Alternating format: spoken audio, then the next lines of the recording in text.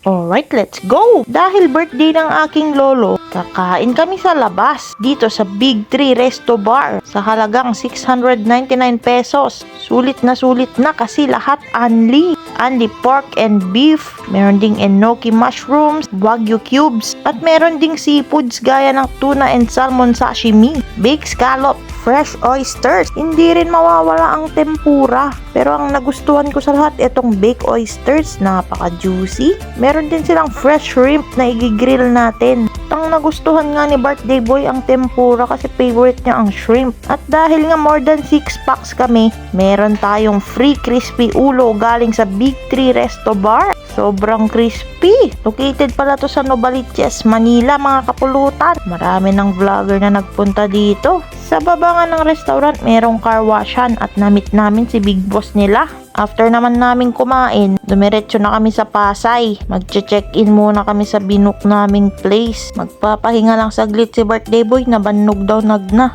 Kasi mamamasyal na kami pagkatapos magpahinga. Pupunta kami sa Okada. Grabe, napakaganda dito mga kapulutan. Sobrang nag-enjoy si birthday boy. 92 years old na pala ang aking lolo mga kapulutan. Pero kita nyo naman, napakalakas pa rin at napakapogi. Shoutout pala sa mga mababait niyang anak at pamangkin sa Hawaii at California sa pag-sponsor sa aming trip to Manila. Nag-enjoy kaming lahat, hindi lang si lolo. Alright. Dito nga kami sa labas kasi manonood kami ng dancing fountain. At tumatawa si Darling kasi si ate girl, kanina pa nakataas yung cellphone, hindi naman nakarecord yung video. Ano ba yan?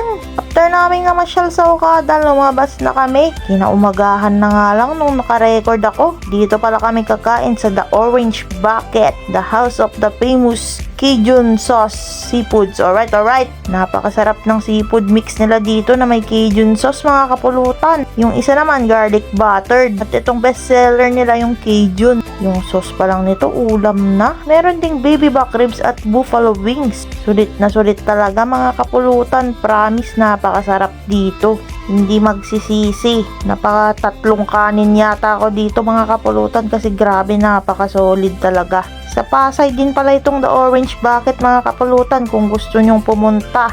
Kumpletong-kumpleto ang seafoods. Shoutout pala kay Attorney Ali na kasama namin. Siya yung nag-treat dito. Alright. Yung baby back ribs nga nila, napakalambot mga kapulutan. Tinikman na ni ading ko yan at sabi niya napakasarap kaya tinikman ko na rin. After namin kumain, lumabas na kami at mamamasyal naman kami dito sa Mall of Asia. Dito kami nagdiretso sa game park pero hindi kami maglalaro. Tatambay kami dito sa KTV room. Magkakantahan, pampalipas ng oras at pampababa ng kinain namin. Pero may merienda. Alright. Enjoy si birthday boy at nakalabas din ng La Union. Sumunod naming pinuntahan itong Ongpin. Lagi naming pinupuntahan nung buhay pa yung papa ko. Gustong-gusto niya dito sa Chinatown kasi Chinese siya eh. Alright. Nakita ko nga itong inihaw na pusit, yung dried, sa halagang 10 pesos per stick mga kapulutan. Sulit na sulit. Konting sibuyas na may pusit. Sausawan pa lang, sulit na talaga, grabe, napakasarap. Yung kunat-kunat niya yung nagpapasarap dito. Saglit nga lang tong inihaw, baliktaran lang. Kunin mo lang yung konting tosta na flavor niya. Approve! Sumunod na stop namin dito sa Lord's Toast Bakery. Grabing pila sa loob.